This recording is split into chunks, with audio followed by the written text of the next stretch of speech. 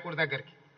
గత ప్రభుత్వం ఓట్లేసి గెలిపించిన ప్రజల్ని భయపెట్టి పోలీసులు కేసులు పెట్టి ఫోన్ ట్యాపింగులు చేసి ఎవరు ఏం మాట్లాడుకుంటారో ఎవరింట్లో భార్య భర్తలు మాట్లాడుకున్నా వినాలన్న దుర్మార్గమైన ఆలోచన గత ప్రభుత్వం చేసింది. ఆయన మాట్లాడుతుండే కేటీఆర్ కొద్దిమంది విన్నామని. ఏం పనే మంది సంసారాలలో ఏలు పెట్టి చూసే పని మీకు? ఎవడన్నా సిగ్గునోడు అట్లా మాట్లాడతాడా? ఇంటే విన్నాం కొంతమంది ఫోన్లు, ఇంటే ఏమవుతుందట?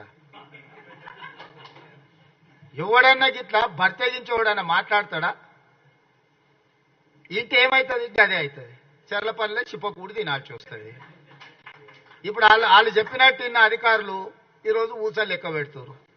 ఆయన అంతకంటే ముందే చెప్పినాం, వద్దురాని ఆయన వాళ్ళు దుర్మార్గులు, దోపిడీదారులు, దొంగలు, వాళ్ళ మాటలు విన్నారంటే మీరు జైలుకు పోతారు, మిమ్మల్ని తర్వాత తిరిగి కూడా చూడరని.